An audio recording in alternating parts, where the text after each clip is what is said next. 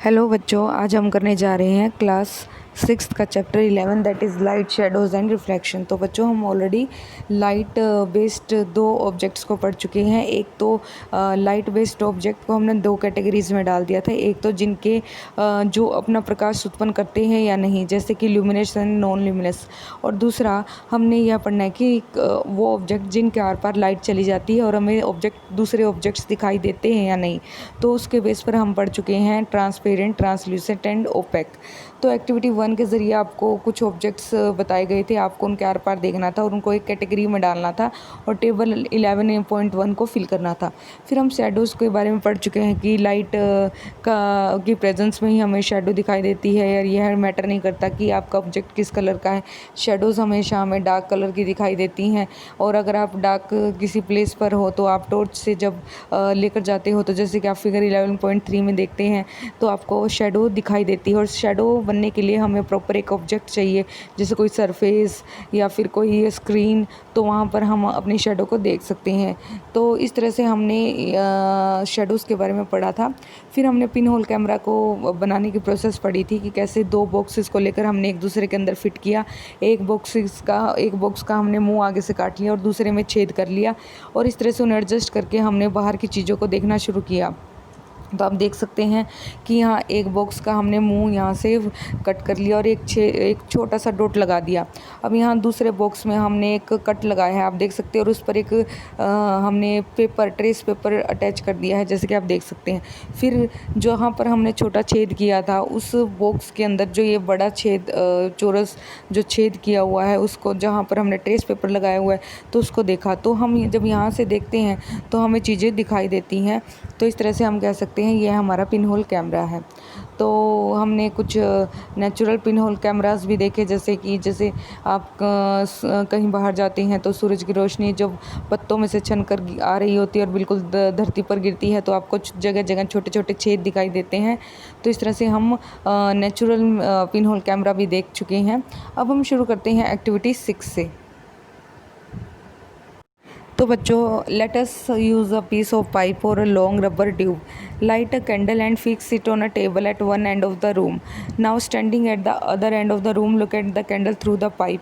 तो बच्चों सीधा है, आप डायग्राम से समझ सकते हैं कि एक्टिविटी में बताना क्या चाह रहे हैं। एक तो आप सीधा एक स्ट्रेट पाइप लीजिए और इसके एक कॉर्नर से दूसरे कॉर्नर पर एक कैंडल जो जल रही है उसको देखिए। एक आप बैंड ट्यूब लीजिए, तो आपको क्या रोशनी दिखाई देगी। तो इससे आपका आंसर आपको पहले ही क्लियर हो जाता है कि नहीं। तो इससे हमें क्या पता लगता है कि bend the pipe a little while you are looking at the candle. जब आप पाइप को बेंड करते हैं तो आपको कैंडल नहीं दिखाई देती। Is the candle visible now, turn the pipe a little to your right और left, can you see the candle now.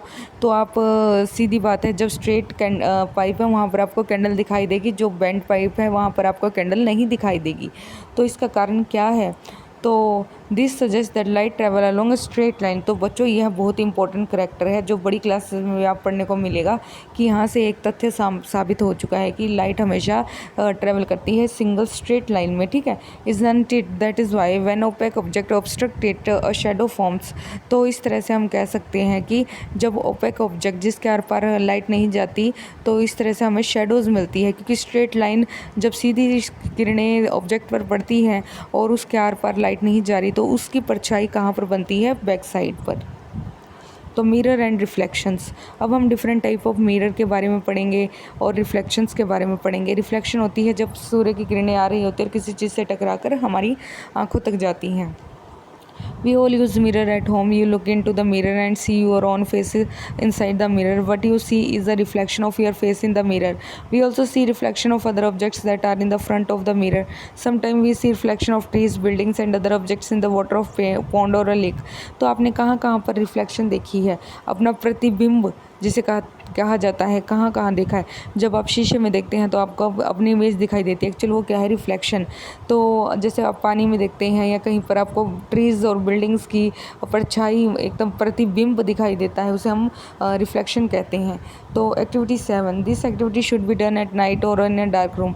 यह सिर्फ रात के अंधेरे में ही की जा सकती है। Ask one of your friends to hold a mirror in his her hand at one corner of the room. Stand at corner with a torch in your hand. Cover the glass a torch with your fingers and switch it on. Adjust your finger with a small gap between them so that you can get a beam of light. Direct the beam of the torch light onto the mirror that your friend is holding. Do you see a patch of light on the other side? तो बच्चों आपको क्या करना है, आपको जैसे कि figure 11.8 में दिखाया जा रहा है, आपको कुछ इसी तरीके से खड़े हो जाना है। आपने क्या करना है कि एक फ्रेंड को मिरर पकड़ा देना है और दूसरे फ्रेंड को बिल्कुल साइड में खड़े कर देना है। तो आप क्या देखते हो, जब आपकी जो लाइट है यहाँ शीशे पर पड़ती है तो वो बेंड कर जाती है, रिफ्लेक्ट कर जाती है और वहाँ दूसरे पर्सन पर जाकर पड़ेगी और इस तरह से वो पर्सन आपको दिखाई देना शुरू हो जाएगा। इससे कहा जाता है रिफ्लेक्शन। तो बच्चों ये आप देख रहे हैं यहाँ, ये आपका प्रतिबिंब है, यहाँ लाइट आ रही है और ये वापस चली गई। तो लाइट जहाँ से जा रही है टॉर्च से तो हम ऐसे एरो का निशान लगाएंगे और वापस रिफ्लेक्ट बैक कर गई तो हम ऐसे करेंगे। तो इस लाइन को हम बोलते हैं इंसिडेंट रे। इंसिडेंट रे मतलब कि जो लाइट हमारे सोर्स से आ रही है, और इस लाइट को हम बोलेंगे, इस बीम ऑफ लाइट को हम बोलेंगे रिफ्लेक्टेड रे। रिफ्लेक्टेड मतलब जो मुड़ गई है किससे, मिरर से। तो इस तरह से हम इंसिडेंट रे मिली और एक रिफ्लेक्टेड रे मिली।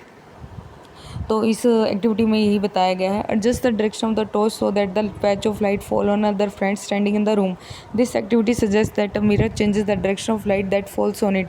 इस तरह से हम कह सकते हैं, देखो लाइट क्या कर रही थी, स्ट्रेट लाइन में ट्रेवल कर रही थी, लेकिन मिरर ने उसकी डायरेक्शन को चेंज कर दिया। Here is an activity that shows light traveling along straight lines and getting reflected from a mirror। तो इस तरह से हमें एक पॉइंट और पता लग गया कि लाइट स्ट्रेट लाइन में जा रही थी लेकिन रिफ्लेक्ट हो गई उस किसकी वजह से, मिरर की वजह से। तो बच्चों activity 8, fix a comb on one side of large thermocol sheet and fix a mirror on the other side. Spread a dark color sheet of the paper between the mirror and the comb. Keep this in sunlight or send a beam of light from a torch through a comb। तो बच्चों ऐसे लिखा हुआ आपको इतना समझ में नहीं आएगा, हम पहले डायग्राम देखते हैं, आपको डायग्राम देख के एग्जैक्ट समझ में आ जाएगा। आपने क्या करना है, आपने एक शीट लेनी है, जैसे कि आप देख सकते हो ये, उस पर आपने एक कंघा रख देना है कॉम्ब, और इस साइड आपने मिरर रखना है और यहाँ से आपने टॉर्च देनी है। तो टॉर्च से क्या होगा, जो लाइट यहाँ से सीधी आ रही है वो क्या करेगी, वो रिफ्लेक्ट बैक करेगी, और जब रिफ्लेक्ट बैक करेगी तो आपको एक तरह का पैटर्न बना हुआ दिखाई देगा। तो इस तरह से हम कह सकते हैं जो लाइट यहाँ से आई हमारे सोर्स से, वो रिफ्लेक्ट होती गई, देखो ऐसे करके। तो एक तरह से हमें जाल सा दिखाई देना शुरू हो गया, जैसे कि आप यहाँ देख सकते हैं बिल्कुल नीचे वाली साइड कि आपको एक पैटर्न दिखाई दे रहा है।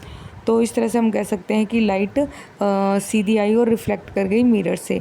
This activity gives us idea of the manner in which light travel and gets reflected from a mirror. तो ये एक्टिविटी हम ऑलरेडी कर चुके हैं।